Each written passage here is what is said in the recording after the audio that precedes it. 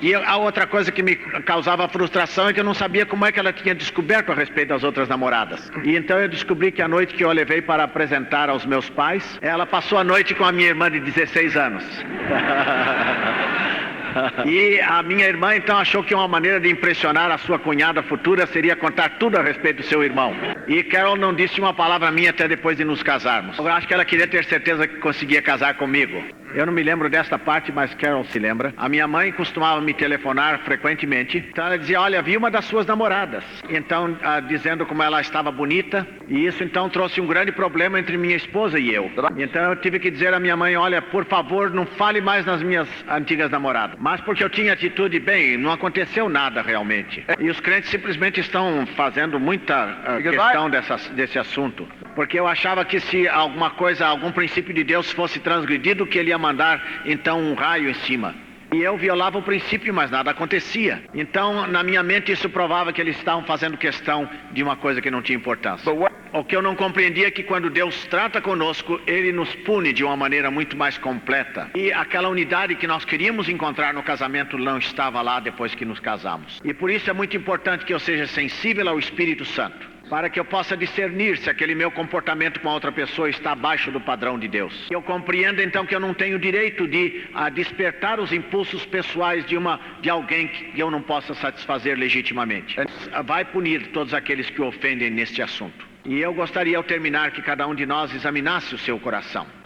Amanhã nós estaremos tratando das outras 4 palavras, para mostrar também como esse princípio da defraudação pode afetar o nosso casamento. Quando nós tratarmos do assunto todo, nós vamos então mostrar como podemos corrigir o problema. Por isso, não façam nada neste assunto até que terminemos a matéria. Vamos nos curvar em oração. E talvez no teu coração tu sabes que tens defraudado alguém. Pela tua conduta despertaste o desejo sexual de alguém que não pode ser satisfeito legitimamente. E ao partilharmos destas ideias, você está pronto a pedir a Deus que lhe dê vitória nesses diferentes aspectos, Pai Celestial. A tua palavra diz que o objetivo final do ministério é produzir o amor que vem de um coração puro. E assim, Senhor, pedimos que nos dês a cada um coração puro. Porque a tua palavra diz, bem-aventurados os limpos de coração, porque eles verão a Deus. E assim, Senhor, se havemos de ver a vida do teu ponto de vista, é imperativo que nós tenhamos um coração puro. Enche-nos com teu Espírito Santo, pedimos. Em nome de Jesus. Amém.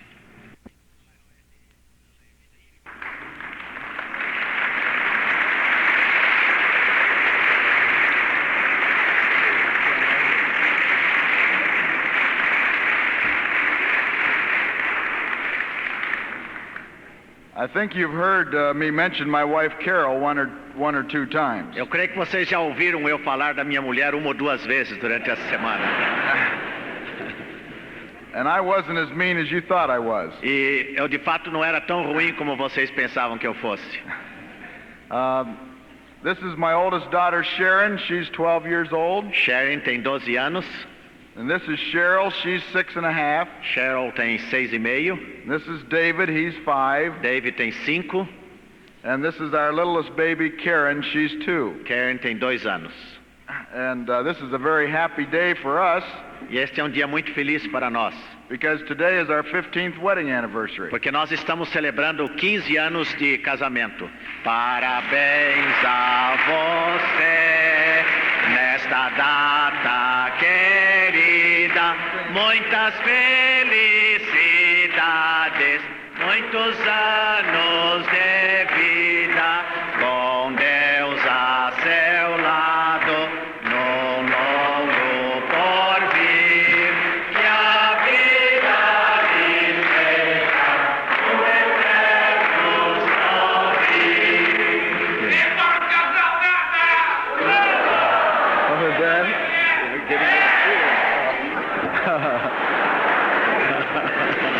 Obrigado. My wife's going to say a word. We really were thrilled this time to come with Larry. Foi para nós uma satisfação muito grande vir com Larry desta vez. And we appreciate the warmth and love that you've shown to us as a family. E nós agradecemos a vocês o calor e o entusiasmo com que nos receberam como família cristã. We hope to come back again. Esperamos voltar novamente. Thank you. Obrigado. Thank you.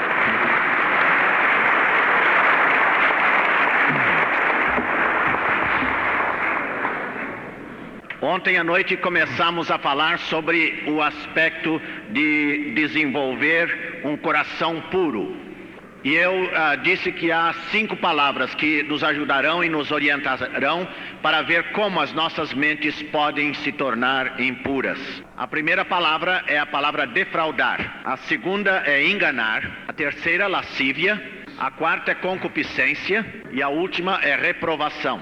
E à medida que nós compreendemos estas verdades das Escrituras, nós podemos ver a maneira excepcional com que o diabo procura prejudicar as nossas mentes. E nós definimos defraudar como enganar, lesar, tirar aquilo a que nós não temos direito. Aplicando em outro sentido, procurar despertar os impulsos sexuais numa pessoa com quem não podemos legitimamente satisfazê-los. E nós mencionamos o fato que na proporção em que um casal se defrauda mutuamente antes do casamento, que isso vai proporcionalmente aumentar as dificuldades para eles se comunicarem e viverem depois de casados.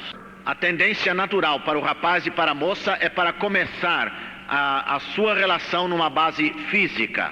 E o rapaz concentra em esconder os seus problemas da moça. E muitas vezes eles usam práticas imorais com outras que não são a sua namorada.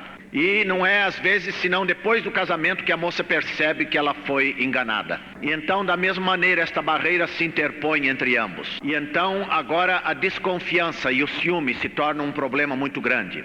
Porque essa desconfiança que é criada antes do casamento é muito difícil para a mulher aceitar. Porque se ele a enganou antes do casamento, como é que ela pode ter confiança nele agora depois do casamento? E a razão por que o ciúme se desenvolve às vezes na vida da pessoa, que muitas vezes acontece em relação ao homem, é porque ele descobre que a jovem que ele ama, que quando ela está sozinha em particular, ela então abaixa o seu padrão. E então ele tem a intuição de que se algum outro rapaz, algum outro homem aparecer, é possível que também essa outra pessoa a engane como ele a enganou. E por isso então ele tem a tendência de ter ciúmes sempre que a vê conversando com algum outro rapaz. E quanto mais esta relação se desenvolve no plano físico, há uma consciência crescente de que os desejos deles não são os mesmos de Deus. E com isso outros problemas desenvolvem. Eu quero mais uma vez dar ênfase ao fato de que a ordem de Deus é de que eles se unam no seu espírito antes de se casarem. Que o rapaz e a moça tenham o mesmo amor a Jesus Cristo. E a moça espera, por sua vez, que ele tenha ao menos tanto amor, ou talvez mais do que ela mesma, pelo Senhor. E então, ao descobrir que eles se amam, eles resolvem que vão se casar. E eles compreendem que tem muita coisa em comum. E então é muito importante que os dois, depois que resolvem que vão se casar, se eles descobrem que eles não têm os mesmos alvos e objetivos, não é tarde demais para que eles então quebrem aquele compromisso. Eu falei com uma senhora que se encontrou com um rapaz crente e o desejo dela era de ser esposa de pastor. E ela se encontrou com um rapaz que dizia que queria ser pastor. E ele estava num instituto bíblico se preparando para o ministério. Mas depois que eles se tornaram noivos, ele perdeu o interesse no ministério. Ele só dizia estas coisas porque sabia que era isto que ela queria ouvir. E ela, de qualquer maneira, resolveu casar-se com ele. E hoje ainda ele está trabalhando num posto de gasolina. Por muitos anos ela tinha uma amargura no coração. E, portanto, é muito importante que mesmo que a pessoa seja crente, que haja uma unidade de coração e uma unidade de objetivos no coração deles. E então, depois que eles se casam, Deus os une num mesmo corpo. Deus não quer nos impedir de gozar a vida e apreciá-la. E Ele não quer impedir que nós, pelos seus mandamentos, que nós tenhamos aquilo que é legítimo. Mas Deus quer o melhor para nós. E os mandamentos que Ele nos deu foi com o propósito de podermos experimentar de fato o melhor na vida. Ao invés de procurarem aquilo que Deus quer, que é o melhor para eles. E o Satanás fará tudo para nos levar a inverter esta ordem. Para que então essas vidas se unam do ponto de vista físico. E então eles agora dizem, visto que nós nos amamos e nós temos tanto em comum, vamos nos casar. E vamos nos preocupar com a vida espiritual mais tarde. E uma das maneiras mais comuns pelas quais a moça é enganada é que o rapaz que tem um interesse especial pelo aspecto físico da moça, mas não está interessado nela como pessoa, ele começa a conversar com ela e começa a falar a respeito dos seus problemas. E isso então apela para o instinto maternal dela prematuramente. E a moça vê o rapaz com todos aqueles problemas. E agora ela se prende emocionalmente a ele. E então, mesmo que os amigos e os pais digam que esse não é o rapaz para você, isso só provoca da parte dela uma reação. Porque ela diz, vocês realmente não o compreendem. Porque lá no fundo ele é um bom rapaz. E um dos seus problemas é que ninguém o entende. Mas o que ela não compreende é que esse rapaz já cortou as suas relações com os pais. Ele não pode se entender com a sua mãe. E então o que aconteceu é que ele cuidadosamente escolheu alguém que ocupasse o lugar da sua mãe. E ao mesmo tempo ele possa gozar outros benefícios físicos. E ela pensa, a moça, bem como ele está pronto a me ouvir, e ele diz que quer ser ajudado, vou então ganhá-lo para Cristo. Mas Deus nunca usou namoro ou noivado como um meio de evangelização. E a razão por que isso não funciona é porque essa moça está dizendo ao rapaz, de um lado, eu amo você. E do outro lado ela está dizendo, de fato você não é muito bom. Você tem problemas. Você precisa do Senhor. E então ele só faz o progresso necessário para que possa mantê-la presa. E então ela começa a baixar suas convicções. E o que traz surpresa a ela é que logo depois que se casam, ele então se volta para ela como se fosse uma víbora e diz, saia das minhas costas, eu não estou interessado na sua religião. Você o tempo todo está me dizendo que eu não sou bom. Então se você está disposta a ser a esposa cristã que diz que quer ser, então você deve se submeter a mim. E cale a boca. E além do mais, a sua vida tem sido incoerente. Não estou interessado em ser crente. E naturalmente isso faz com que a moça sofra terrivelmente. Porque Deus não quer que a mulher tenha que ocupar o lugar de mãe para o marido. Deus fez a mulher para que ela seja mãe dos filhos. E para que ela então se apoie no marido para a liderança espiritual. E eu compreendo que este é o problema em muitos casamentos. E na vida de muitas pessoas, de algumas pessoas que estão aqui. E nós estaremos falando ainda hoje, talvez, ou amanhã cedo, sobre como a esposa deve viver perante o marido. Como podemos corrigir este problema particular. Mas o que acontece é que Deus está chamando aquela mulher para sofrer, para que pela graça de Deus aquele homem possa ser ganho para o Senhor. Agora a segunda palavra que discutimos é a palavra enganar. Uma tarde eu estava me aconselhando 3 senhoras e elas falavam. E eu não podia fazer com que elas parassem e se assentassem e pensassem. E elas falavam com vírgulas e pontos e vírgulas. Já encontraram alguém que nunca termina a frase e eles continuam sem parar? E eu fui para casa com a dor de cabeça. E eu disse a Carol, então, deve haver algum princípio na vida delas que foi violado. Os problemas delas são tão complicados e que elas não podem chegar ao ponto de tratar de problemas básicos. Quando nós falamos a respeito dos problemas relacionados com a vida mental, os pensamentos de um homem, nós sabemos que o seu problema principal é o sexo. Mas quando falamos dos problemas da vida mental de uma mulher, seu problema fundamental não é o sexo.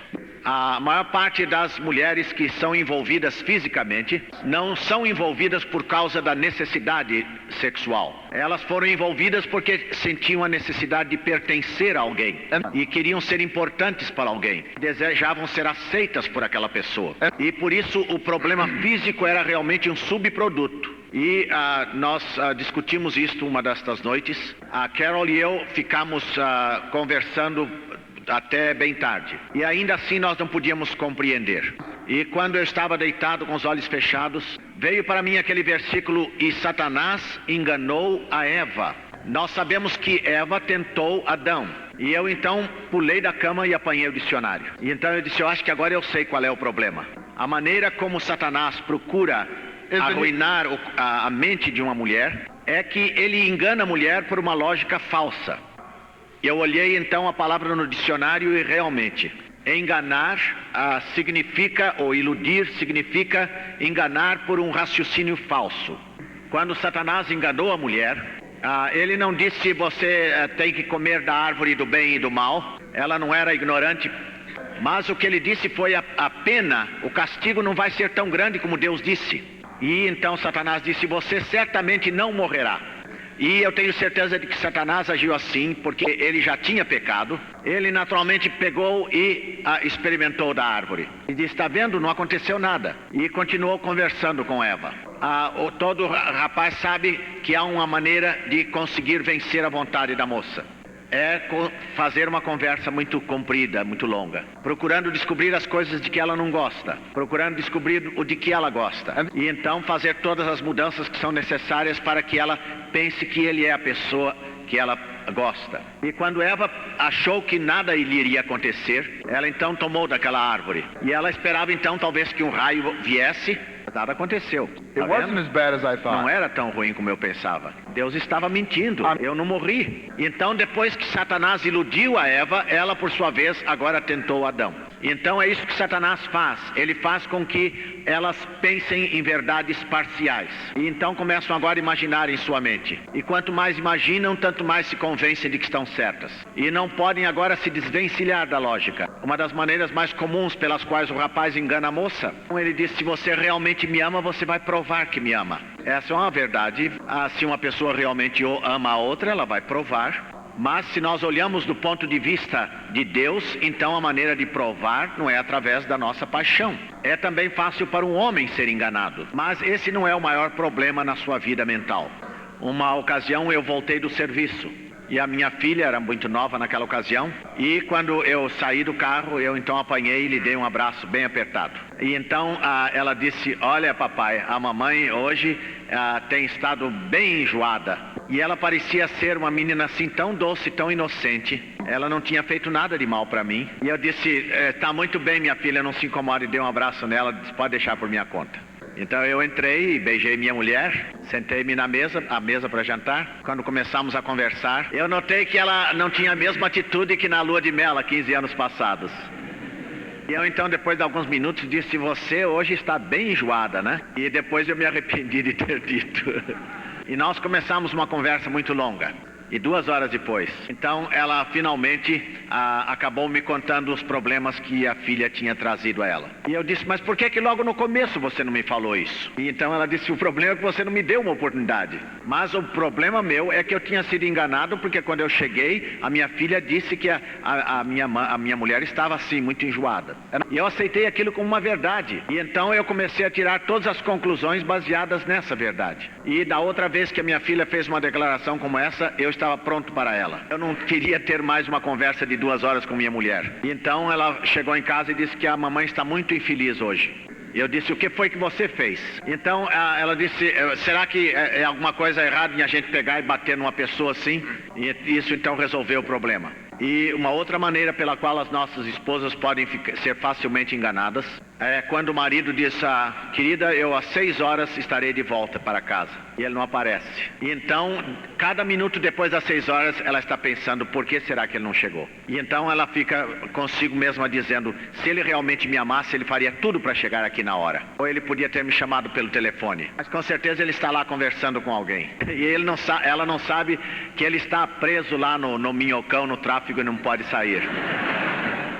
E ele está lá numa das ruas principais e um pneu furou. Ele gostaria de chegar em casa. E quando ele afinal chega em casa, explica o problema a ela está já toda perturbada porque ele não chegou em casa na hora. E ainda que ela compreenda que ele tinha uma razão justificável, visto que ela ficou tão perturbada emocionalmente com o problema, ela não pode acalmar os nervos. Então ele tem que esperar até que ela se acalme para poder conversar com ela. Uma outra maneira pela qual a mulher se engana é quando ela começa a pensar que o marido não a ama. E quando ele chega em casa, ele se esquece de dar um beijo a ela. E ele só fala à mesa quando ele diz, passe a carne. E ele vai para a sala de visita e lá fica sentado e não conversa com ela. E afinal, depois de todas essas coisas, ela se convence de que ele não a ama. E numa hora em que ela está realmente perturbada, quando ela tem a oportunidade, ela diz, você não me ama ainda, não me ama como antes. E ele então está pronto para engolir o garfo. And you tell me you don't love me. E agora ele se volta para ela e diz, aqui eu estou trabalhando em 2 empregos para sustentar você e os 10 filhos e agora você dizendo que eu não te amo. Então é muito fácil para Satanás enganar a mulher. E cada vez que a mulher ouve uma verdade parcial e ela chega a uma conclusão errada, ela pode estar certa de que é objeto do ataque direto de Satanás. E então ela começa a imaginar que os motivos das outras pessoas para com ela são negativos. E ela começa a especular e a imaginar o que seja. Ela não conhece os fatos e por isso ela começa a tirar conclusões falsas. E ela começa a ouvir os problemas de outras pessoas. E quanto mais ela ouve os problemas das outras, tanto mais ela tem certeza de que é o seu problema também. Então agora as suas emoções acabam controlando completamente o seu raciocínio. Agora, como podemos corrigir o problema? A primeira coisa que a mulher deve compreender é que quando ela começa a imaginar certas coisas, que isto é um ataque direto de Satanás. O problema todo de ciúme e de engano e de discussões, tudo isso vem como baseado neste engano de Satanás. Nós vemos isso exemplificado em Romanos capítulo 1, onde eles conheciam a verdade de Deus, mas tornaram a verdade em mentira e se tornaram ingratos. Em outras palavras, eles ficaram ressentidos em relação à situação e então tornaram a verdade de Deus em mentira, através das suas vãs imaginações. Então nós temos ali em Romanos 1 uma lista muito grande de pecados que vêm como consequência deste engano. Então o ciúme, quando ele é gerado em mim, é que ele me leva a baixar o padrão em relação a outras pessoas que fazem a mesma coisa que eu. E eu vejo que eles estão chegando aos mesmos resultados que eu. E então Satanás nos engana e faz com que nós concentremos naquelas coisas que eles estão fazendo erradas. E nós temos que achar alguma qualidade de falta.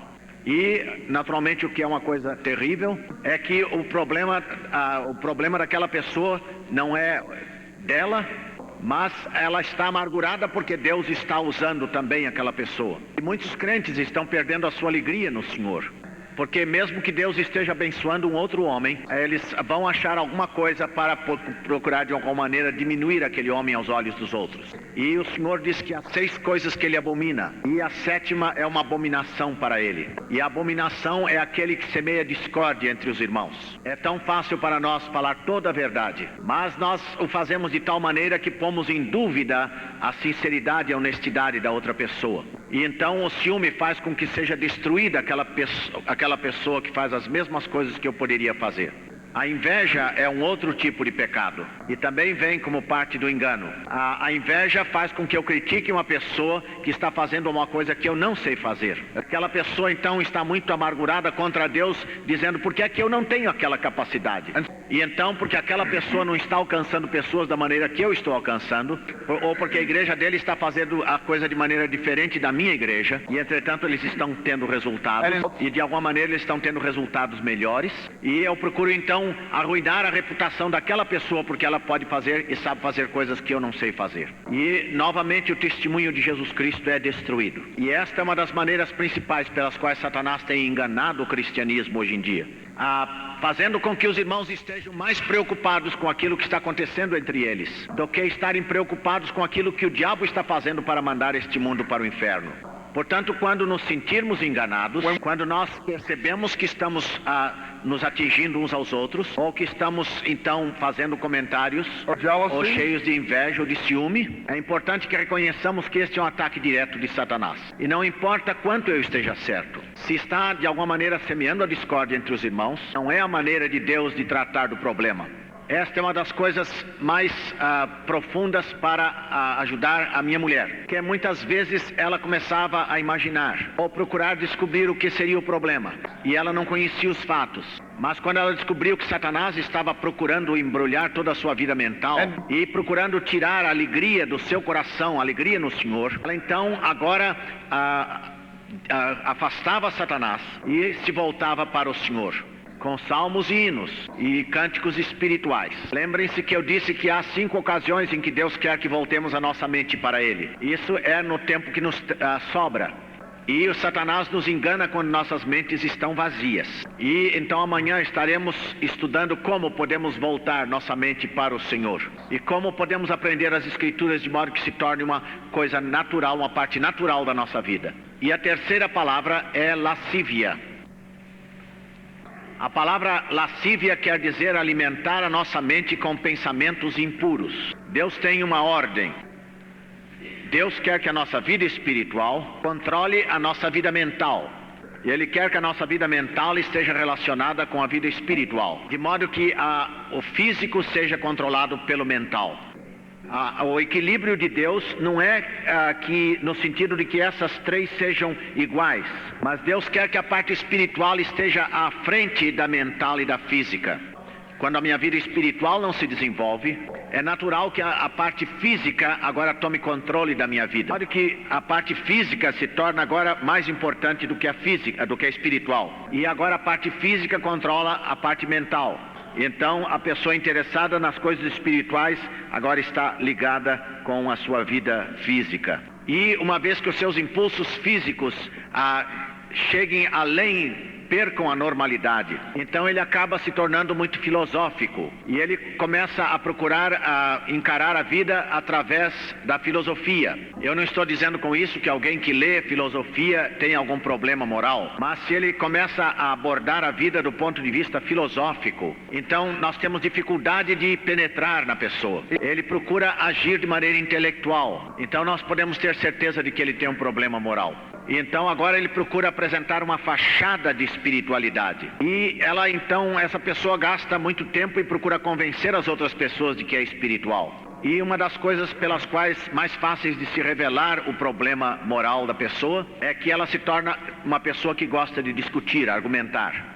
Quando eu cheguei para esta igreja onde estou agora, em Lynchburg, o pastor estava me falando a respeito de um outro pastor. E disse: ele é um homem tão extraordinário e ele tem um trabalho tão profícuo. Deus poderia fazer tanto mais através dele. Mas ele começa a se desviar com coisas pequeninas. E ele gasta tanto tempo discutindo a respeito de coisas sem importância. E ele gasta todo o seu tempo achando falta nos outros. Eu não conhecia esse pastor. E eu disse: isso é ruim, é pena, porque ele deve ter um problema moral. E eu fui para a minha outra igreja. E 2 semanas depois, o pastor me disse que esse pastor com o qual ele estava tão preocupado tinha fugido com a sua secretária. Então o que acontece é que nós começamos a alimentar a nossa mente com pensamentos impuros. E isso acontece quando somos ainda bem novos. O mundo nos dirá que não há nada errado nisso. Nós precisamos satisfazer esses desejos. Mas há uma diferença entre a gente ter um desejo físico normal. Isso é diferente da relação física entre o homem e a mulher. Mas quando o homem começa a ter pensamentos impuros e começa a pensar em relações sexuais com outra mulher e começa a pensar em toda espécie de alternativas em sua mente, então os seus impulsos físicos não são normais,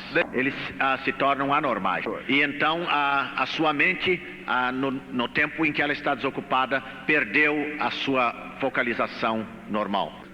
E o que acontece é que ele começa a alimentar essa lascívia. E agora os seus desejos físicos sobem a um nível mais alto. E então agora a sua vida física está presa de hábitos morais deficientes. E o problema da masturbação surge. E relações imaginárias com outras pessoas. Quando alguém fala a respeito de manter a vida mental pura, e então ele começa a argumentar dizendo: o que é que está errado nisso? O crente que tem a sua vida física aqui embaixo, nesta posição anormal, quando nós falamos a ele a respeito da sua conduta com outra mulher, ele diz: eu não quero me envolver por um padrão mais baixo. Então eles dirão que o meu desejo físico está aqui embaixo, nesta posição normal. E se eu mudar os meus padrões, eu farei com que os meus padrões físicos se elevem.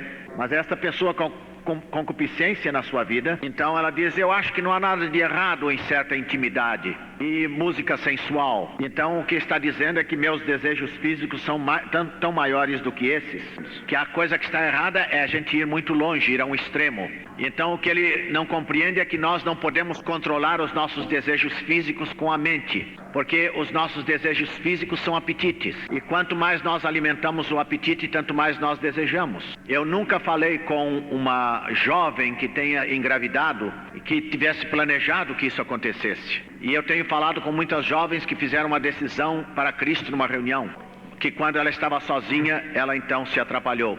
Esse problema da concupiscência era um dos grandes problemas do apóstolo Paulo. Em Romanos capítulo 7 e versículo 7, ele diz então: que diremos, pois? É a lei pecado? De modo nenhum, mas eu não conhecia o pecado senão pela lei. Porque eu não conheceria a concupiscência se a lei não dissesse: não cobiçarás. Mas o pecado, tomando ocasião pelo mandamento, obrou em mim toda a concupiscência. porquanto sem a lei estava morto o pecado. E Paulo continua aqui discutindo suas frustrações. Estavam agindo dentro dele. E no versículo 20, Paulo diz: ora, se eu faço o que não quero, já o não faço eu, mas o pecado que habita em mim. Acho então esta lei: quando quero fazer o bem, o mal está comigo. Notem estas leis. Ele diz, primeiro de tudo, no meu interior eu tenho prazer na lei de Deus. Aqui está a lei de Deus operando na vida espiritual do homem. Ele diz, eu vejo outra lei nos meus membros, que batalha contra a lei do meu entendimento. Então temos uma lei espiritual, a lei de Deus, temos a lei dos nossos membros, a lei física, temos a lei da nossa mente. Agora há uma quarta lei. Aqui se diz no final do versículo 23, me prende debaixo da lei do pecado que está nos meus membros. Que está nos meus membros. Então aí está a lei do pecado que funciona dentro do meu ser físico. E Paulo agora em frustração diz, miserável homem que eu sou, quem me livrará do corpo desta morte? Como é que eu posso ter a vitória em relação aos meus problemas físicos? Dou graças a Deus por Jesus Cristo nosso Senhor. Sim, com o entendimento eu sirvo a lei de Deus, mas com a carne a lei do pecado. Portanto, agora nenhuma condenação há para os que estão em Cristo Jesus, que não andam segundo a carne, mas segundo o Espírito. É que está no nosso Espírito, o Espírito Santo. E o Espírito Santo nos dá o poder para que nós possamos, então, ter a suficiência para o controle da nossa mente, da nossa vida física. Muitos de nós conhecemos bem os versículos 1 e 2 de Romanos 12. E lá Paulo diz, eu vos rogo, irmãos, pelas misericórdias de Deus, que apresenteis os vossos corpos em sacrifício santo e agradável a Deus, que é o vosso culto racional. Notem que o apóstolo Paulo fala aqui em dedicar o nosso corpo. Como é que nós fazemos isto? Ele disse, não vos conformeis com este mundo, mas transformai-vos pela renovação da vossa mente. Então permitir que Deus reconstrua a nossa vida mental, não dando qualquer oportunidade a Satanás para que ele ataque a nossa vida mental nas horas de lazer. Porque quando nós somos tentados é a maneira de Deus dizer, olha lá, Larry, a sua mente está começando agora a se concentrar em coisas impuras. Então volte agora a sua mente para mim. A maneira como Deus quer que nós façamos isso é através de salmos, hinos e cânticos espirituais. Então, quando eu volto a minha mente para o Senhor, agora vem aquele desejo pela palavra de Deus. Mas se a pessoa continua a desprezar as exortações de Deus, a sua mente acaba se tornando reprovada. Então, a reprovação quer dizer nós abandonarmos e deixarmos de lado os padrões de Deus. Primeiro de tudo, porque ele não está pronto a lidar com a culpa em sua vida. Em segundo lugar, ele intimamente está frustrado, porque do lado externo ele está procurando viver para Deus, mas do lado interno ele sabe que tem problemas com a sua vida mental. E assim aquela pessoa procura fazer coisas boas para as pessoas e procura se envolver em trabalho cristão, porque assim, fazendo alguma coisa boa lá fora, alivia a sua consciência, por causa da incoerência que ele sabe que tem na sua própria vida. E quão mais belo é se nós estivermos realmente servindo ao Senhor com um motivo verdadeiro e não porque estamos procurando esconder alguma coisa. E quando eu estou agora derrubando o padrão de Deus, é muito fácil que eu agora comece a procurar alterar aquilo que a lei de Deus diz. Então a mente está pronta agora a aceitar a filosofia de alguma outra pessoa que permita que ela continue pecando. Então começam agora a discutir a respeito das Escrituras e das doutrinas. E em Tito capítulo 3, versículo 10 se diz que se um homem continua discutindo e argumentando depois que nós demos uma segunda oportunidade, que nós devemos evitá-lo. Não quer dizer que nós o ignoremos como pessoa humana, mas como nós sabemos que aquilo que ele está dizendo não é verdade, não vamos perder qualquer tempo discutindo com ele. Porque o versículo continua dizendo que nós podemos saber que essa pessoa tem algum problema moral e em si mesmo está condenada. E afinal, quando a pessoa chega a esse estado de perversão, os seus impulsos mentais são inteiramente filosóficos. E então agora ele deixa de se interessar pelas coisas espirituais. E ele diz, Deus não existe. E a perversão toma diferentes aspectos, porque nessa altura a pessoa está escravizada pelo sexo e não crê que haja qualquer solução.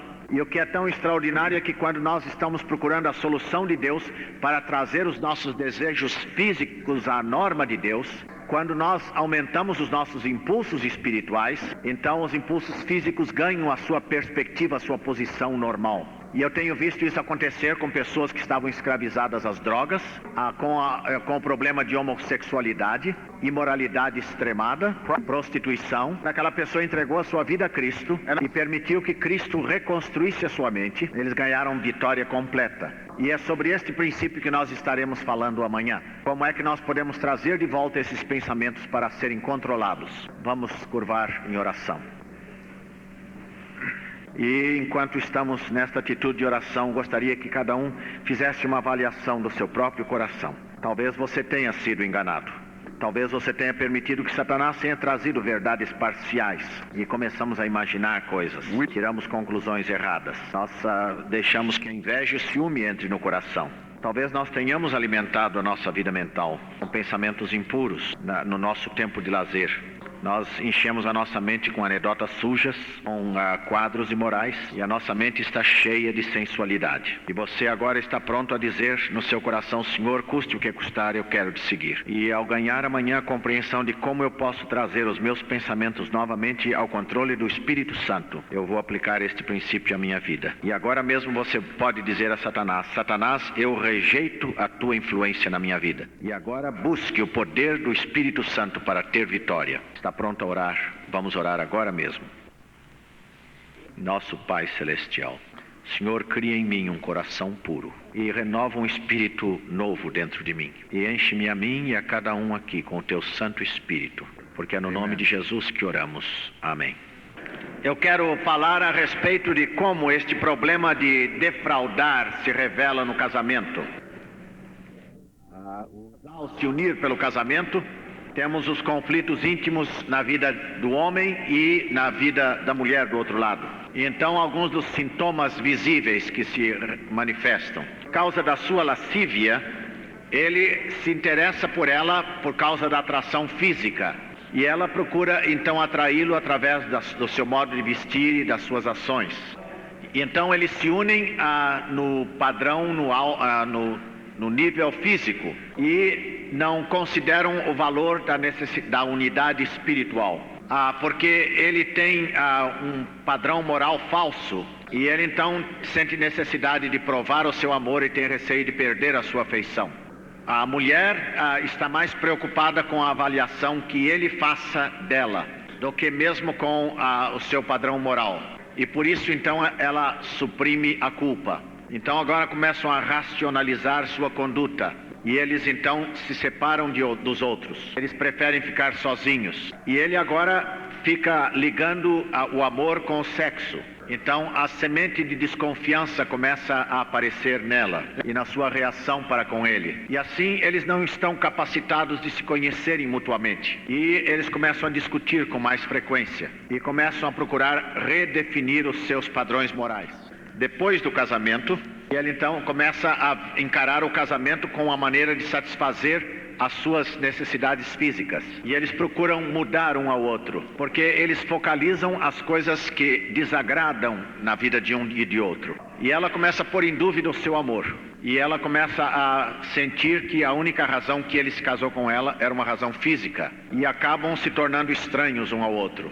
E exteriormente ele só expressa o seu amor para com ela quando estão envolvidos fisicamente, ou se ele está desejando esta união física. E então a barreira agora aumenta do ponto de vista dela, e ela se torna muito indiferente, e ela se torna frígida, e mesmo que ela reaja intimamente, ele sabe que há uma barreira. E ela então se sente magoada quando ele se esquece de coisas importantes. E quando a sua relação com ela é ameaçada, ele fica irritado, porque os seus impulsos físicos estão ameaçados. E ela sente uma culpa maior, porque intimamente ela reconhece que não está satisfazendo os seus desejos como mulher. E mesmo que ela o esteja fazendo, ela está numa atitude tão reacionária por dentro, que ela não pode sinceramente reagir para com ele. E então ele se torna cada vez mais autoritário. Ela começa a preocupar e perder confiança. E ela ou então se torna muito dominante e muito briguenta, ou então ela se coloca dentro de uma casca, se esconde.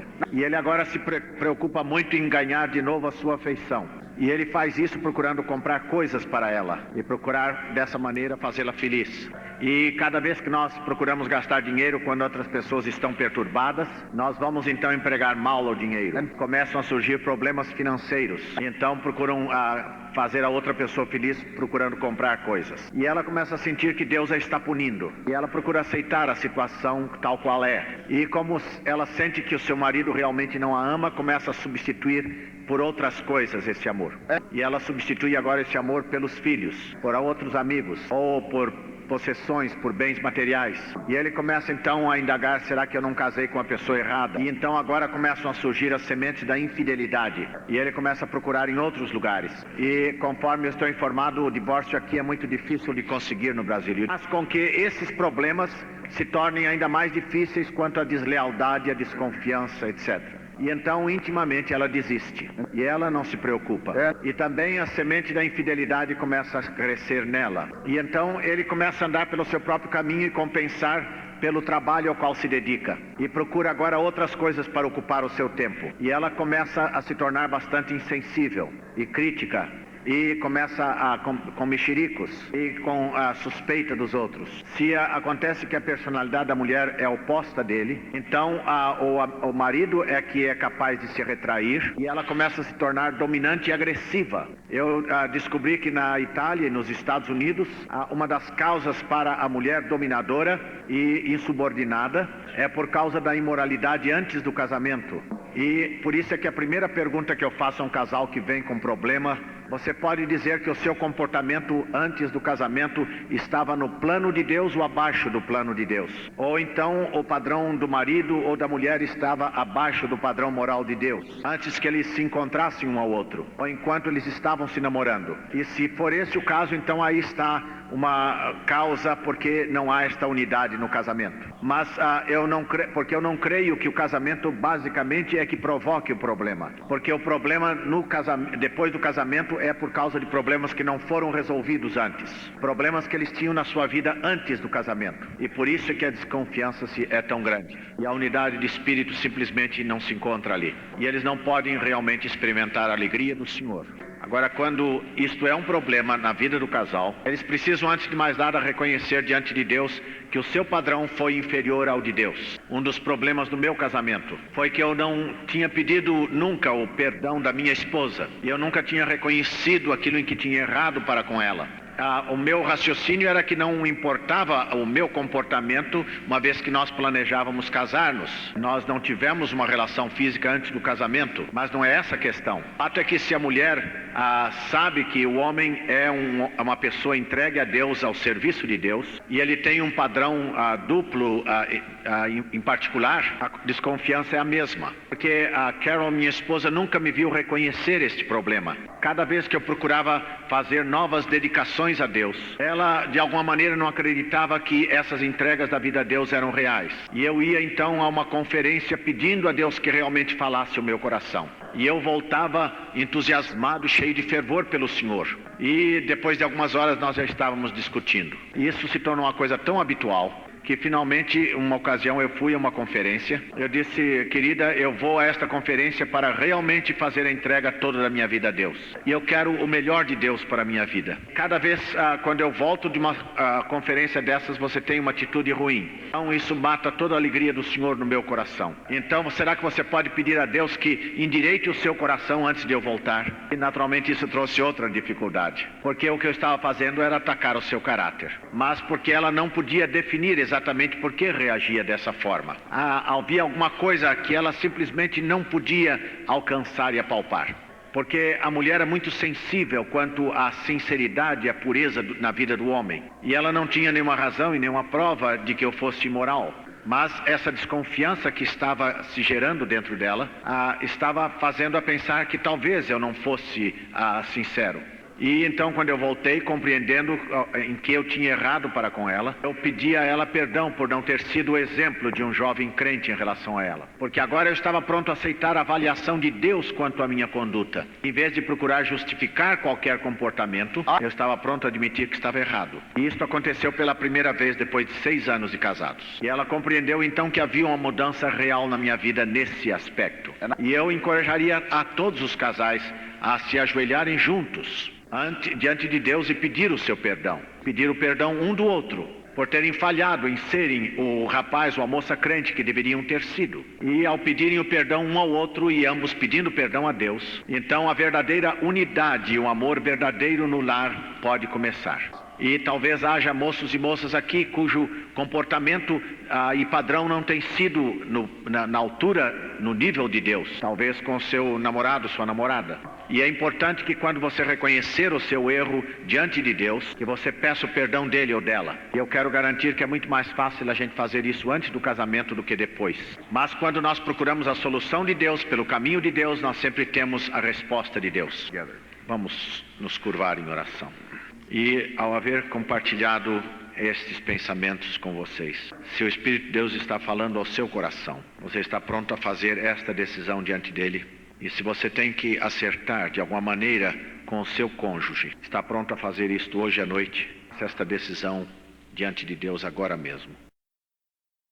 Visto que nós temos tantos jovens aqui, há um material relacionado com a pureza do coração, que é padrão, que é básico para achar o companheiro, a companheira de vida. E eu gostaria de tomar este período para compartilhar essas ideias com vocês. A questão não é saber se a pessoa com quem eu caso é a vontade de Deus para a minha vida. A questão, se eu já sou casado, é como é que, através do casamento, Deus pode me transformar à imagem de Jesus Cristo através daquela pessoa com quem me casei.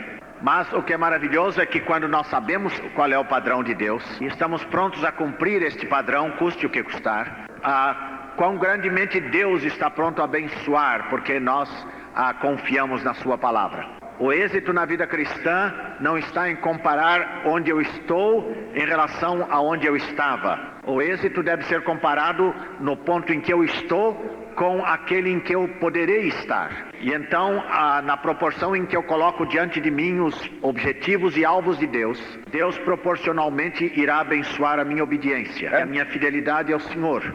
E o primeiro alvo é este, dizer: Senhor, eu só vou namorar um crente.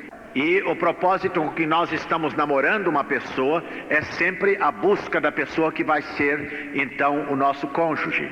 Eu sei que na minha própria vida, antes de eu planejar casar, quando eu comecei a namorar firme com uma garota, então uma das perguntas que vinha à minha mente era esta: será que é esta com quem eu vou casar? E depois de eu ter namorado por algum tempo, eu então ficava pensando: eu espero que não seja. Porque a verdade é que o propósito pelo qual nós temos contato com o sexo oposto é procurar descobrir uma pessoa que tenha o mesmo amor profundo por Cristo que nós temos. A Bíblia diz que não devemos nos unir num jugo desigual com os infiéis, porque Deus quer que nós tenhamos um casamento feliz numa unidade de espírito, que é impossível se o marido e a mulher ambos não tiverem o Espírito Santo em sua vida. Não pode haver unidade de espírito. E por isso eu quero mais uma vez enfatizar a ideia de que a maneira de Deus evangelizar o mundo não é através do namoro. Se a moça encontra com um rapaz que diz que tem um problema espiritual, a maneira melhor de ajudá-lo é apresentá-lo a um rapaz. Se ele realmente quer ajuda, ele terá prazer em conseguir essa ajuda desse outro rapaz. Mas se ele tem um outro motivo menos digno, ele não estará interessado. E ela se poupará muitas horas de tristeza em se não envolver com ele. Uma jovem crente achou que ela estava amando um rapaz não crente.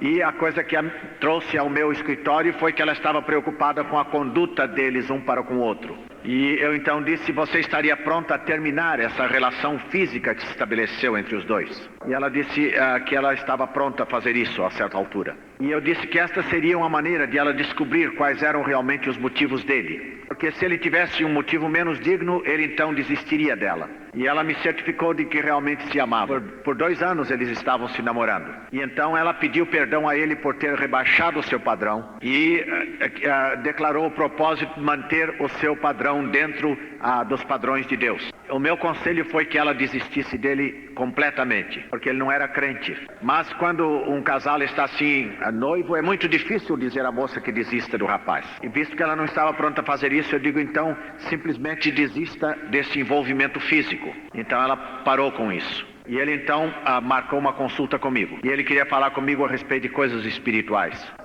E cada vez que ele vinha para falar comigo, ela dizia aos pais que ele estava fazendo progresso. Mas não havia nenhuma mudança espiritual na vida dele. Ele descobriu que ele não sabia falar a linguagem de crente. Ele simplesmente estava procurando adquirir um melhor vocabulário evangélico. E eu então continuei trabalhando com ele para que ele fizesse a sua entrega ao Senhor. E depois do 5º encontro, ele cancelou o 6º. E ele acabou o noivado com ela. E vários meses depois ela me telefonou. E disse que ele tinha feito mal a uma moça no colégio. E então, como ela era grata a Deus, porque agora ela não tinha mais esse compromisso com ele.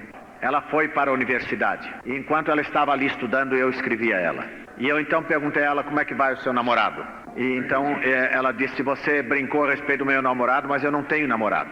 Porque eu descobri que é importante que eu ganhe um amor mais profundo por Jesus Cristo, antes que eu realmente ame um rapaz.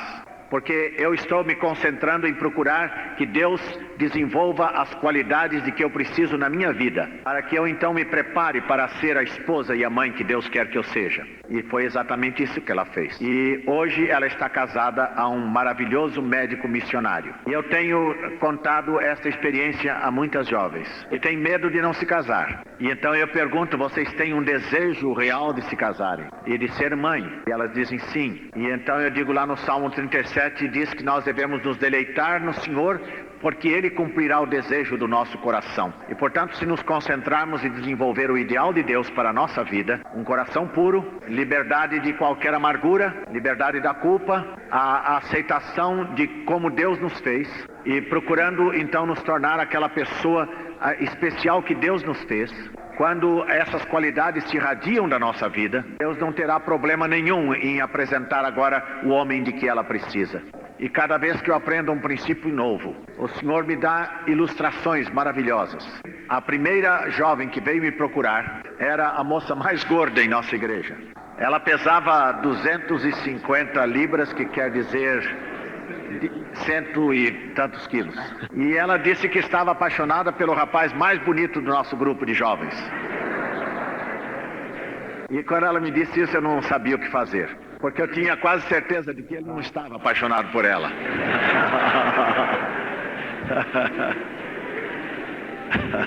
E ela era assim, um tipo muito masculinizado. E ela tinha orgulho de poder fazer qualquer coisa que um rapaz pudesse fazer. E ela tinha já guiado um caminhão. E ela tinha um apelido muito curioso em inglês, Yogi, que é um apelido dado para rapazes, né? E, entretanto, eu podia ver muita amargura na sua vida. Eu disse, sabe o que, Yogi? Se você puder vencer essa amargura e se dedicar a ser a jovem que Deus quer que você seja, e se Deus não mudar o seu desejo de ser uma esposa e uma mãe, Deus deseja dar a você o desejo do seu coração. E ali mesmo, no meu escritório, ela se dedicou a Deus. E 6 meses depois ela se encontrou com Paulo. E Paulo a amou exatamente como ela era. Talvez ele pensasse que era um bocado de gente para amar.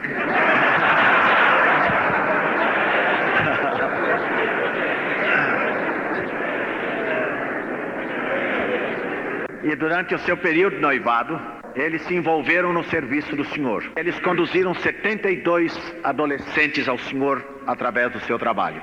E porque ele a amava como era, isso a motivou para fazer alguma coisa no sentido do seu peso. E quando ela se casou, o seu peso estava reduzido a pouco mais da metade, 138 libras. Foram para o seminário e estão agora se dedicando ao trabalho de Deus.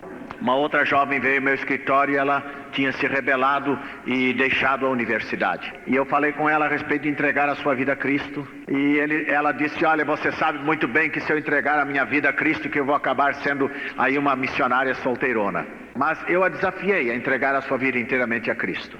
E 3 meses depois Deus a chamou para o trabalho missionário. E quando ela veio para me contar isso, e eu então disse, agora, Senhor, é preciso que tu trabalhes do outro lado. E alguns meses mais tarde ela foi para o campo missionário. Ela foi visitar o campo missionário com alguns dos nossos jovens. E ela se encontrou com o filho de um missionário ali. E para encurtar a história, ela se casou e eles são missionários em Honduras hoje. A minha irmã e eu éramos muito chegados lá no ginásio. Eu sou 2 anos mais velho do que ela. E durante o período de ginásio ela não namorava muito. E ela não era o tipo de ser concorrente ao título de Miss América. Ela era assim grande. E ela então foi para a universidade para conseguir o título, o seu grau. E o propósito real era achar um marido. E lá na universidade ela tinha ainda menos a oportunidade de namorar do que mesmo no ginásio. Eu sabia que ela ficava com isso profundamente desapontada. E depois de terminar a universidade ela voltou para a nossa cidade natal para ensinar. E não demorou que um rapaz que foi companheiro dela na universidade e agora começou a escrever para ela, estava estudando direito. E ela ficou muito feliz com isso. E 2 anos mais tarde, ela e uma companheira foram à Europa. Foram para visitar as 2 outras companheiras de quarto, que tinham se casado com militares americanos lá na Alemanha. E este namorado, advogado, ia dar a ela o anel de noivado quando ela voltasse da Alemanha. Mas havia muita coisa de que ela não gostava, ele não gostava nela. E a minha irmã, então, tocava muito bem piano e violoncelo. E quando ela estava ainda no ginásio, ela já tinha 30 estudantes de piano. E o namorado dela achava que essa questão de tocar piano era uma coisa tola, que não valia a pena. Quem é que vai querer gastar a vida toda, de manhã até de noite, com os dedos pelo piano para cima e para baixo? E ele achava que não havia uma melhor maneira de desperdiçar o tempo. E eu disse, Elaine, a sua vida toda está construída em torno da música. E Deus não vai dar a você pela vida toda uma pessoa que não pode apreciar esse seu talento.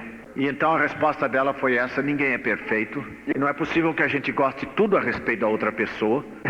E ela disse, o fato é que eu estou ficando velha e não há mais muitos peixes, parece, para pescar. E quando ela foi à Europa, e quando chegou lá na Europa, se encontrou com esse rapaz, Ralph Olson. Quando começaram a conversar, verificaram que tinham sido companheiros na universidade, contemporâneos. E Ralph tinha verdadeira adoração por Elaine. Ele achava que nunca tinha visto uma pessoa mais extraordinária. E procurando verificar os fatos, descobriram que estavam numa classe de natação juntos no começo da universidade. Por um semestre inteiro estavam juntos. Havia somente 7 pessoas na classe. 4 rapazes e 3 moças. Eles, 2 estavam na classe e nunca se encontraram. Porque naquela ocasião, Ralph não prestava atenção nenhuma para as garotas.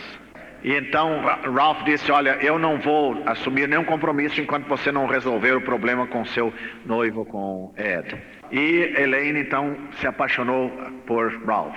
E quando contou isso a Ed, Ed disse, eu não podia acreditar que uma coisa dessa acontecesse tão depressa. Mas ele disse, eu acho que essa é a maneira que as coisas acontecem. E era só isso que ele tinha para dizer. E hoje a minha irmã está casada com Ralph. E Deus tem abençoado o seu casamento de modo extraordinário.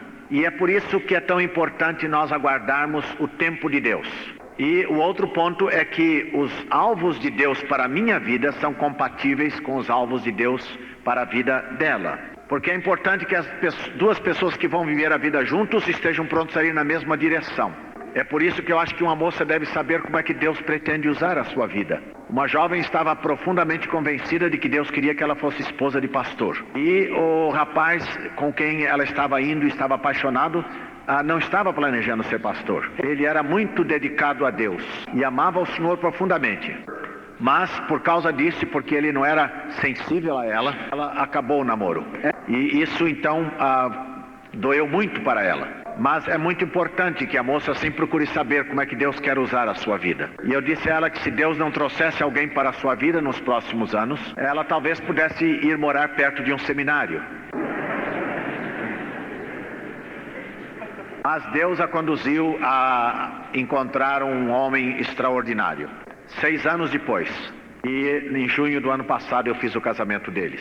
E por isso é preciso que haja essa unidade de objetivo na vida do homem e da mulher. E o outro objetivo é que a minha vida e a vida dele estejam dentro do padrão aceitável de Deus. Eu digo então aos jovens, se vocês deixarem todo o contato físico E então façam um objetivo por 6 meses. Vocês têm que têm que se amar nesse caso profundamente. Porque muitos acham que não podem se amar a não ser que eles tenham um contato físico. Se isso é um problema na vida deles, é importante que eles acabem com isso. E nós já falamos da importância de não nos defraudarmos mutuamente. O quarto objetivo é que nossas atividades estejam centralizadas em coisas que honram e glorificam a Deus. Porque o Senhor diz: tudo o que fizerdes por palavras ou ações, fazei para a glória de Deus. E é nesse sentido que os jovens devem se tornar criativos e pensar em como eles podem ter atividades maravilhosas juntos. Porque os jovens não precisam tanto da vida social, como é importante que eles possam aprender a ser sociáveis. Muitas vezes atividades são planejadas, há muitos jovens ali e na verdade eles não chegam a se conhecer um ao outro e eles não chegam a ter comunhão um com o outro. E isso é muito mais importante para jovens e moças, serem aceitos e serem capazes de se comunicar uns com os outros.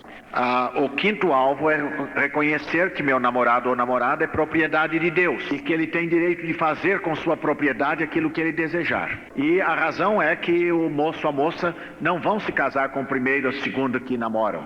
Mas se eles desenvolverem aquela atitude de que aquele é meu, aquela é minha, e o outro então termina o compromisso, é muito fácil que a pessoa fique amargurada. Então fique pensando: por que é que Deus fez isso? Em vez de agradecer a Deus pelo seu propósito naquele relacionamento temporário. Porque muitas vezes as pessoas que Deus traz à nossa vida por algum tempo são para desenvolver um certo aspecto da minha vida, ou para desenvolver uma certa qualidade, ou para desenvolver aquilo que eu gosto ou não gosto. E quando então aquele compromisso estiver terminado, eu estarei livre para agradecer a Deus. O sexto objetivo é que nós concentremos em desenvolver as qualidades que Deus quer que sejam a parte natural e integrante da minha vida. Desenvolver o meu ministério enquanto eu sou solteiro. E desenvolver as qualidades de Deus da minha vida deve merecer absoluta prioridade. Número 7, estar disposto a permanecer solteiro ou solteira enquanto o Senhor assim desejar. E me entregar ao serviço do Senhor até que Deus saiba que eu não posso mais continuar solteiro. Quando a nossa conversa começa a ficar séria em relação a namoro e noivado, então discutir os nossos planos com os pais. Muitas vezes o rapaz de fato não está planejando casar com a moça, mas ele começa a falar de casamento. E isso muitas vezes quer dizer que ele tem um motivo menos digno. E ele então começa a ser muito aberto a respeito de problemas em sua vida. E se a moça então resolver no seu coração que logo que o moço comece a falar de casamento, então dizer: isso é ótimo, então eu gostaria que você fosse conversar com meu pai. E se ele é uma criança e não é um homem, então ele logo vai desistir. E então, se ela mandar para o pai, ele vai começar a perder o interesse por ela rapidamente. Mas se ele realmente está sério no assunto, então ele vai procurar aprender como é que ele tem que falar com o velho. O oitavo objetivo é não se casar sem o pleno consentimento de nossos pais. Se os pais não derem o seu consentimento, isso não quer dizer que você não vá casar com ele ou ela. Mas isso definitivamente pode significar que não seja o tempo próprio de Deus. Porque, como eu já disse antes, a mãe tende a ser muito sensível quanto às atitudes do rapaz. E o pai é muito sensível em relação ao fato de ele ser responsável. E se eles sentem que há insensibilidade ou irresponsabilidade, eles vão então ter uma certa reserva no seu espírito quanto ao fato de ser ele a pessoa. E em vez de nós considerarmos que isso é oposição, isso pode ser uma motivação muito grande para eu ver aquilo que eu preciso na minha vida. E quando os pais começam a ver que o rapaz ou a moça realmente são a pessoa para o seu filho, quando Deus sabe que é o tempo de eles se casarem, Deus pode mudar o coração dos pais. Um pai falou ao seu futuro genro que achava que eles deviam esperar 2 anos antes de se casar. E então o casal disse: está muito bem, nós estaremos prontos a fazê-lo. Porque, como sabem, o amor pode sempre esperar para dar, mas a paixão não pode esperar para receber.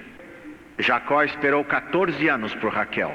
Seu amor era tão profundo por ela que parecia que eram uns poucos dias. O casamento é mais do que a união de 2 indivíduos. É a união de 2 famílias aos olhos de Deus. E algumas verdades muito importantes só podem ser ensinadas aos nossos filhos através dos avós. Em Deuteronômio 4:9 se diz que nós devemos ensinar aos filhos dos nossos filhos. E portanto, se eu não tenho um relacionamento como devo com os meus pais, eu vou procurar manter os meus filhos afastados deles. E o último objetivo é nós sermos sensíveis ao tempo certo de Deus para o casamento e verificar que haja a estabilidade financeira necessária. Deve haver uma situação financeira básica na vida do marido. Isso não quer dizer necessariamente que ele deva ter muito dinheiro. Talvez Deus o leve a fazer um trabalho que exija fé. E ele talvez não venha saber quanto vai ganhar por mês, mas deve haver uma evidência na vida dele de que ele sabe que Deus vai suprir as necessidades de maneira constante. De modo que a esposa não sinta insegurança e pressões, e ela tenha uma confiança profunda em Deus de que Ele vai suprir as necessidades através do marido. E de outro lado, há muitos homens que têm um ordenado regular. E quando nós falarmos a respeito dos princípios de finanças, nós falaremos a respeito da responsabilidade que temos em relação àquilo que Ele nos deu. Por exemplo, um casal que eu conheço estava planejando se casar, e ele tinha um emprego certo, e ela também, mas eles estavam gastando todo o dinheiro, e não estavam guardando nada. E eles iam se casar sem ter coisa nenhuma. E porque eles sabiam as pressões que viriam por causa disso em sua vida, eles resolveram esperar por 2 anos. E eles trabalharam muito no seu emprego, guardaram todo o dinheiro que puderam, viveram em casa e procuraram então gastar com cada encontro $1 só. E eu acho que eles só tomavam então uma garrafa de refrigerante e como é que chama? Canudos. E quando eles se casaram, eles tinham $24 mil. E agora eles podiam então sair para comprar as coisas que precisavam. E assim estavam prontos a constituir a família. Quantos aqui se casaram com todo esse dinheiro? Nem eu. O fato é que eu creio que eu violei todos esses princípios, menos o primeiro. Mas eu agradeço a Deus porque Deus pode tomar a vida ali onde nós a atrapalhamos e nos usar e ajudar para que comecemos tudo de novo. Vamos nos curvar em oração. E eu queria desafiar a cada um aqui solteiro, tomar a palavra de Deus e dizer: eu quero fazer cada um desses alvos o alvo da minha vida. E para alguns de vocês, se tomarem isso seriamente, quer dizer que terão que fazer algumas mudanças agora mesmo. E se você não pode fazer essas mudanças para trazer a sua vida em harmonia ao padrão de Deus, talvez tenha que primeiro quebrar o seu coração. Talvez você tenha que acabar aquele compromisso. E se isso for necessário, eu sei que Deus tem alguma coisa grande e maravilhosa para você, por causa do seu amor e obediência a Ele. Você está pronto a confiar em Deus agora mesmo em sua vida. Pai Celestial, aceita a entrega que cada um de nós está fazendo nesta hora. E abençoa cada um que colocar em Ti a sua confiança, de uma maneira maravilhosa, para a Tua honra e glória, porque oramos em nome de Jesus. Amém.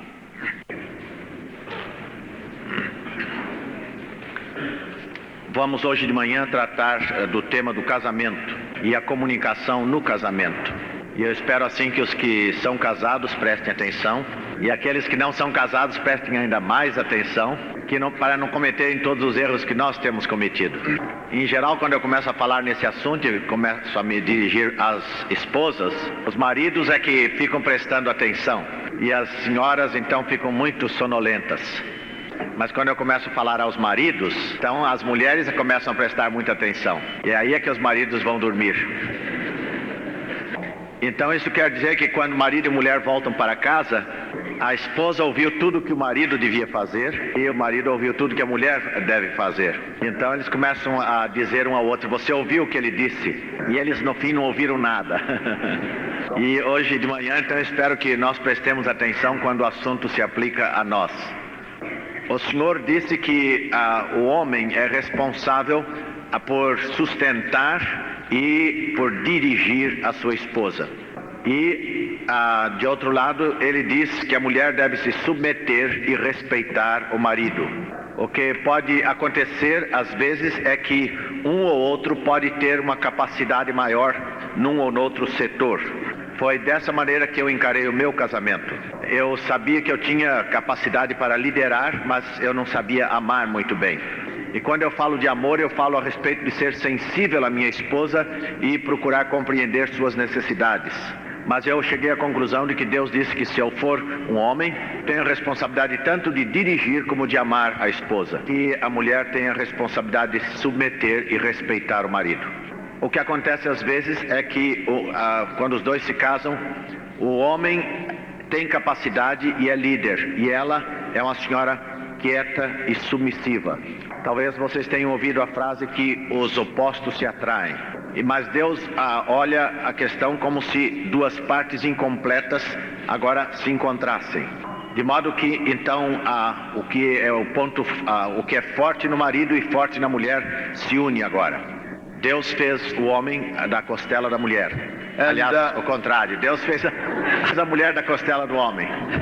Eu ainda não acordei. E então isto fez o homem ficar incompleto. Então a Bíblia diz que quando os dois se casam, eles serão como um. E então o homem que tem essa capacidade de liderança se casa muitas vezes com a mulher que tem uma natureza de submissão. Mas porque ele é insensível, ela tem muita dificuldade em respeitá-lo. Mas, do outro lado, um homem que pode ser muito sensível, mas que não mostra a liderança que devia mostrar. É muito difícil para aquela esposa se submeter, mas ela o respeita por causa da sua natureza sensível. Deus tem uma maneira maravilhosa de mostrar ao homem como ele deve dirigir a família. Muitas vezes os homens têm a ideia de que para ser um líder eu tenho que ser o diretor de uma companhia, ou que eu tenho que estar na posição de governar numa responsabilidade grande. Mas Deus deu a cada homem a capacidade de ser líder dentro da sua família. Liderança é algo que se aprende, isso independente da personalidade do homem. E o fato de um homem ser muito extrovertido e atirado não quer dizer que ele seja um líder. E o fato de um homem ser muito sensível não quer dizer que ele não seja um líder. Um homem a quem eu tenho profundo respeito nos Estados Unidos é muito quieto, mas ele tem a responsabilidade de dirigir 385 lojas. E então ele governa baseado em certos princípios. E a maneira como Deus desenvolve a capacidade de liderança do homem é pela submissão da mulher. É impossível que o homem dirija se a mulher não estiver pronta a seguir. E a maneira como Deus desenvolve o amor no homem é pela atitude de respeito da mulher. E talvez a mulher diga: como é que eu posso respeitá-lo se eu sei o que ele fez? Mas a razão porque Deus deseja que a mulher respeite e se submeta ao marido é para que ela mesma tenha paz de espírito em sua vida. É a responsabilidade da mulher dizer a Deus: Senhor, eu estou pronto a me submeter e respeitar o meu marido sem importar se ele se modifica ou não. Eu estou fazendo isso por causa do meu amor e da minha submissão a Ti. Quando uma senhora ora a Deus em relação ao seu marido, a primeira coisa que Deus vai perguntar é o seguinte: eu pedi a você que se submeta à orientação dele e respeite. Você tem feito isso? E a mesma coisa é verdade com respeito ao marido. E Deus quer que o homem guie e ame a esposa, independente do fato de ela estar disposta a esta atitude. Porque quando o marido ama a mulher, será bem fácil para a mulher respeitar o marido. E quando ele estiver dirigindo, será mais fácil para ela se submeter a ele. E então Deus quer que o homem guie e ame, independente do fato de ela mudar. A atitude do marido deve ser esta: eu estou guiando e amando por causa da minha atitude para contigo, meu amor para contigo, independente da atitude dela para comigo. E quando nós estamos prontos a fazer isso, então Deus está pronto a desenvolver as qualidades necessárias no nosso cônjuge. Uma das coisas em que me faltava capacidade de liderança quando me casei era na questão financeira, de como usar o dinheiro. Meus pais nunca me ensinaram como usar o dinheiro. Por isso eu me casei com a ideia de comprar agora e pagar mais tarde. E nos Estados Unidos os economistas dizem que a gente leva de 7 a 9 anos para viver assim. E a pessoa acaba ficando num buraco tão fundo que depois acaba não tendo condições de sair daquele ciclo. Mas pela graça de Deus, Ele honra, Ele respeita a nossa obediência nesse sentido. E Deus quer que nós tenhamos essa liberdade financeira mais do que nós mesmos. E quando aplicamos esses princípios, Deus opera de maneira sobrenatural em nossa vida. E isso nós precisamos compreender a respeito de todos os princípios já mencionados. quando olhamos para os nossos próprios problemas e achamos que conhecemos outras pessoas, então nós podemos dizer, se eu aplicar esse princípio, aquilo que Deus diz que vai acontecer, na verdade não irá acontecer. Isso somente indica que nós estamos olhando para essa situação do ponto de vista humano, porque quando aplicamos esses princípios, então o Espírito Santo de Deus vai operar de maneira sobrenatural nessa situação. Deus quer trabalhar de uma maneira muito peculiar e especial em nossa vida. Vamos falar por alguns momentos a respeito desse aspecto da submissão. Eu mencionei o fato de que eu não sabia como lidar com meu dinheiro quando me casei. E quando eu saí do seminário, eu disse à minha esposa, querida, você teve que trabalhar muito antes de casar, agora não precisa mais trabalhar. E eu achava que eu estava sendo um bom homem.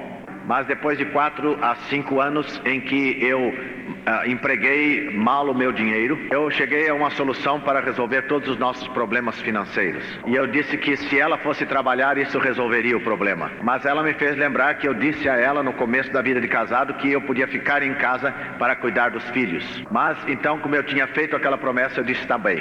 Mas isso não me levou a sair e começar a governar bem as minhas finanças. Eu reagi por dentro e saí para começar a gastar mais dinheiro ainda. E então lá no fundo do coração eu fiquei pensando, na verdade ela não compreende toda a pressão sobre a qual eu estou vivendo. E quando ela vê como nós estamos com as nossas finanças embrulhadas, então ela vai resolver que vai trabalhar. Mas quando eu falei com ela outra vez, ela me lembrou mais uma vez da minha promessa. Então eu sabia que eu tinha que guardar a minha promessa. Então o fato é que ela estava se submetendo a mim, e como ela ficou fora daquilo que era minha responsabilidade, aquilo me deixou sozinho com o Senhor. E então ou eu desistia ou procurava um jeito de poder administrar meu dinheiro. E eu então comecei a juntar minhas contas e verificar o dinheiro que entrava todos os meses. E não havia nenhum jeito pelo qual eu podia pagar todas as contas. Então eu tive que agora me lançar nas mãos do Senhor e pedir a Ele o perdão.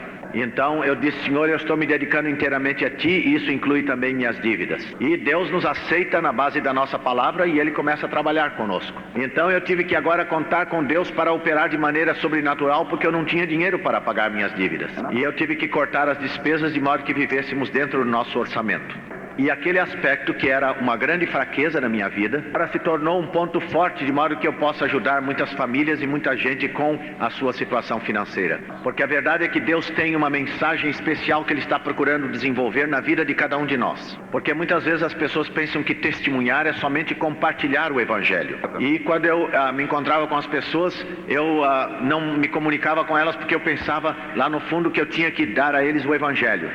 Mas se nós pedíssemos a vocês para se levantarem e compartilharem aquilo que Deus tem feito em sua vida, nós chamaríamos isso de um testemunho. Mas se vocês compartilhassem esta mesma experiência com uma pessoa não crente, então compartilhassem aquilo que Deus tem feito em sua vida, o que é que isso é chamado? É um testemunho. E quando eu estou testemunhando como Deus resolveu meus problemas, eu estou testemunhando para outros. E esta maneira peculiar, esta mensagem peculiar que Deus quer que nós tenhamos é justamente em relação à maneira como Ele resolveu os nossos problemas.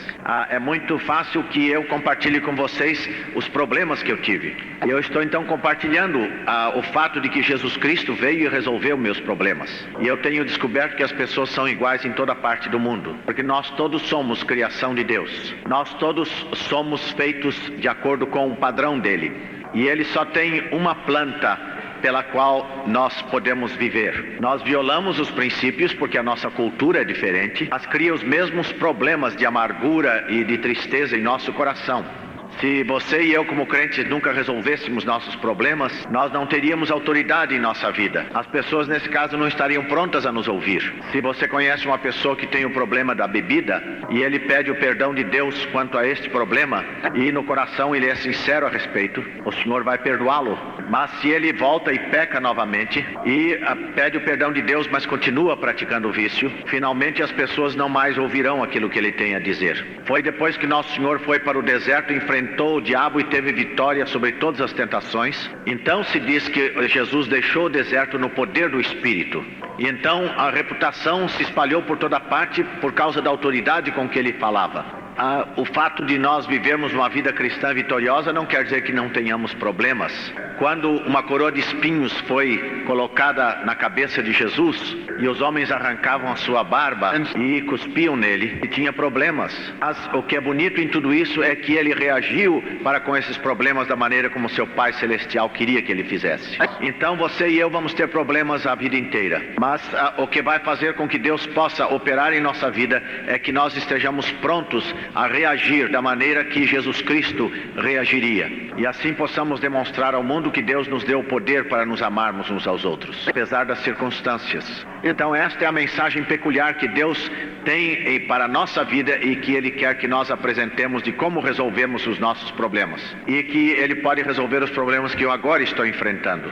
E esse testemunho então, junto com o meu estudo da Palavra de Deus, juntará e fará uma grande mensagem que Ele deseja que eu transmita aos outros. Por isso é que é tão importante que nós sejamos aquela pessoa peculiar que Deus nos fez, e não procurar ser iguais a outras pessoas que têm êxito na vida, mas antes reconhecer que Deus me equipou com todas as coisas necessárias para realizar os seus propósitos. Muitas vezes as mulheres têm uma reação muito profunda dentro delas porque Deus disse que elas devem se submeter. E isso simplesmente mostra que a mulher, nesse caso, não compreende o que Deus quis dizer quando Ele falou que ela devia se submeter. Porque submeter quer dizer colocar-se debaixo da proteção de alguém. E a maneira como Deus opera na vida da mulher é dar a ela uma confiança profunda e a convicção no seu coração de que Deus é maior que o marido, E em vez da mulher agora ser pisada, ela tem todos os recursos vastos de Deus à sua disposição. A Bíblia diz que devemos nos submeter uns aos outros no temor do Senhor. O que Deus está dizendo é que marido e mulher devem se submeter mutuamente um ao outro. O marido deve dirigir e amar a esposa deve se submeter e respeitar o marido. Mas o que acontece se eles na sua comunicação têm alguma coisa em que discordam profundamente? Ele discorda dela, ela discorda dele. Então vai surgir um conflito entre os dois. Eu quero que compreendam que não é insubordinação o fato de a mulher expressar suas ideias. Não há nada errado em duas pessoas terem opiniões diferentes. A coisa bonita a respeito de duas pessoas é que elas podem concordar em discordar. E quando os dois são crentes, o que vai acontecer é que o marido terá seus textos da Bíblia e a mulher terá os seus textos. Mas o que a Bíblia diz é que se chegarem a uma situação de impasse e o marido crê ainda que ele está certo, Deus é que vai fazer com que ele seja responsável finalmente por aquela decisão e pelas consequências. Então a esposa deve ter uma confiança profunda em que Deus vai tratar com o marido. Muitas vezes a esposa discorda do marido e não sabe dizer exatamente por que sente daquela forma. E nós descobrimos muitas vezes que a intuição feminina é muito melhor do que a nossa lógica. Uma das primeiras coisas que Deus me ensinou, quando Ele me ensinou que a minha esposa tinha direito às suas opiniões, foi que as mulheres têm uma ligação, estão presas sentimentalmente às crianças de um modo que nós não estamos. E quando a nossa segunda criança estava muito doente, e ela estava então ali na cama, tossindo e engasgando, e nós íamos ao médico todo dia, e eu então entrei no quarto uma vez muito preocupado com a situação dela, e eu queria fazer alguma coisa para resolver o problema. E nós tínhamos então duas máquinas, uma para produzir ar quente e outra ar frio, e eu queria então ligar um dos aparelhos de um lado e outro do outro lado, e então colocar remédio no aparelho de ar quente para que então houvesse vapor com aquele remédio no quarto. Então Carol chegou e disse: o que é que você está fazendo? Então eu expliquei a ela disse: não faça nada disso. E eu sabia que eu estava simplesmente fazendo aquilo por palpite, porque eu não sabia o que ia fazer bem para a criança. Então eu achava que era uma coisa ridícula quando a criança está tossindo, está passando mal, perdendo a respiração, a gente não fazer nada para ela. Mas eu não sabendo qual era a solução, eu tinha que dizer: Senhor, eu não sei qual é a situação e Tu podes operar através da minha esposa. E então eu não fiz coisa nenhuma. E então eu fui ao médico, nós fomos ao médico, e eu disse ao médico que minha senhora achava que nós não devíamos fazer nada para a criança. Então ele disse: Larry, essa é uma das coisas que eu realmente aprecio na sua esposa. Ela não tem todas essas soluções feitas em casa. E ele disse: a metade dos meus problemas é para poder então desfazer essas curas de casa. E então eu aprendi que quando uma criança está chorando, há 3 soluções que sempre dão resultado. Quando a esposa pede que você se levante porque a criança está chorando, a primeira coisa que você faz é trocar a fralda. Se isso não funcionar, bota a mamadeira na boca da criança. E se isso ainda não funcionar, então você pega e dá a criança à mãe. E toda vez funciona comigo.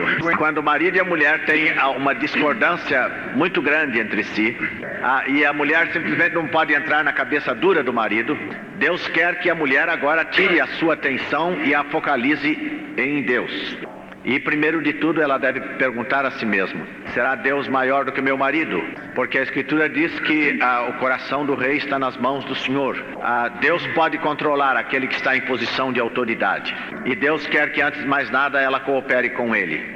Então, reconhecendo que alguma decisão que o meu marido esteja para fazer que vai prejudicar o nosso casamento, Deus poderá mudar o seu coração. Então é imperativo que a mulher saiba que Deus é maior do que o seu marido. E uma das maneiras básicas pelas quais Deus ensina o homem é através do fracasso. E Deus quer que a mulher esteja disposta a acompanhar o marido no fracasso sem depois dizer: eu bem disse a você. Mas qual é a tendência natural no coração da mulher? A tendência é de procurar fazer com que o marido não fracasse. Ela tem aquele instinto maternal, não quer que as crianças sejam prejudicadas. Então o seu desejo profundo é que o seu marido não tenha experiências ruins. Mas Deus sabe que alguns de nós homens temos cabeça dura. Você pode ser bondoso, pode raciocinar e argumentar, mas eles não ouvem. Então Deus disse: isso não é problema, não se preocupe com isso. Eu sei como é que eu vou conseguir a coisa com ele. E eu sei o que é mais importante para ele, por isso eu vou deixar que ele fracasse.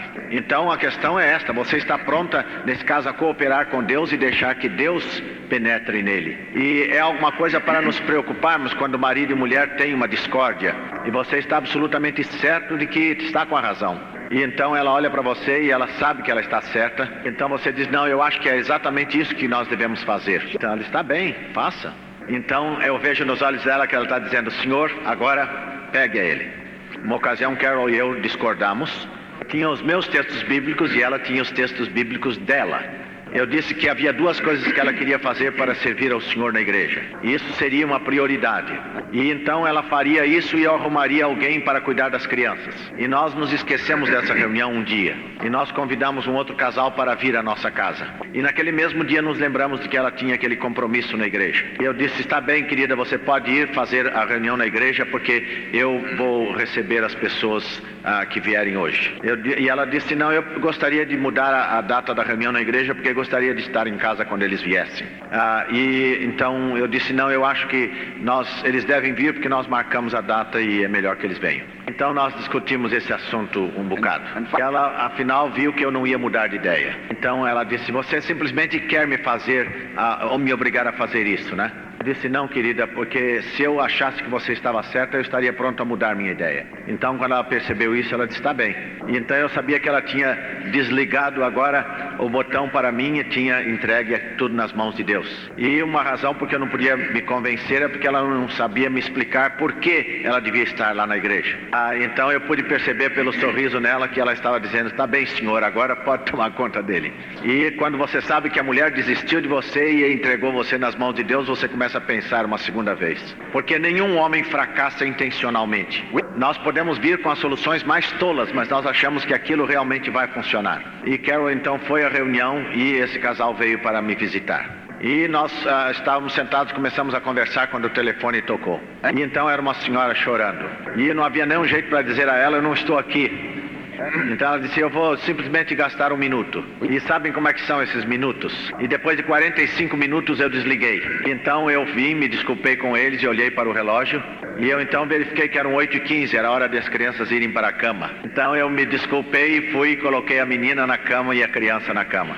E mais tarde, 20 minutos depois, eu apareci. E quando nós começamos a conversar de novo, tocou o telefone. E então eu fui para o telefone e era mais um outro chamado urgente. Esse foi no tempo em que eu não sabia o que as prioridades significavam. Então eu saí daquele telefonema 1 hora mais tarde. E quando eu estava me assentando novamente, a menina lá em cima gritou e disse: papai, eu quero um pouco d'água. And I said, foi isso que ele fez. E logo em seguida o neném começou a chorar. E então eu dei a água para a menina e agora comecei então a acalentar a criança. E eu saí novamente e começamos a conversar finalmente. E aí então Carol chegou. E quando ela chegou na porta, eu disse: puxa, mas que alegria de vê-la. E ela não podia me dar nenhuma razão porque ela estava ali, mas eu sabia agora por quê. porque ela teria atendido ao telefone e teria dito: ele está ocupado agora, sinto muito. E ela teria colocado as crianças na cama e ela teria dado água para a menina. E nós não pudemos conversar com aquele casal sobre seus problemas até depois que ela voltou. E é divertido ver como Deus pode operar mesmo através dos erros do seu marido. E então o que acontece é que nos desenvolve a confiança em saber que quando ele está certo, que Deus operou através dele na solução do problema. E quando ele está errado, então ela está sabendo agora que Deus tem uma maneira muito especial de puni-lo. Então ela pode simplesmente se assentar e olhar e ver Deus agir na vida dele. E a mesma coisa é verdade se o marido não é crente. Uma senhora veio a mim e ela queria tomar emprestado uma quantia muito grande em dinheiro para fazer uma piscina no fundo da sua casa. Então essa senhora disse: meu marido não pode tomar esse dinheiro emprestado porque isso vai nos arruinar financeiramente. E então falei com ela a respeito da sua atitude para com o marido. E ela reconheceu que a sua atitude tinha sido errada. Então ela foi e pediu perdão a ele e disse: eu estou pronta a cooperar com você em qualquer coisa que você queira fazer. Mas ele realmente não creu nela porque eles tinham estado discutindo o assunto tantas vezes. Então ela estava orando e dizendo: Senhor, tu és maior do que ele. Então se aquilo que ele estiver fazendo, Senhor, é para prejudicar o nosso futuro e a nossa vida, então tu podes mudar o seu coração. Então durante a semana ele continuou falando a respeito da piscina. E então ela disse: tá bem, aquilo que você quiser fazer está bom para mim. E então na sexta-feira ele chegou em casa e disse assim, sem qualquer preocupação de impressionar. Ele disse: eu fiquei pensando bastante a respeito da piscina, eu acho que nós devemos esperar um pouquinho. Numa outra situação em que a esposa veio, o marido a estava tratando com muita crueldade. E ela foi e pediu o perdão dele e ele ficou pior ainda. E é muito importante a esta altura que nós compreendamos um princípio. Porque o que acontece muitas vezes é que na vida do marido existe muita culpa. E então aquela pessoa não crente está procurando sempre alguma coisa para culpar a esposa não crente ou a pessoa não crente.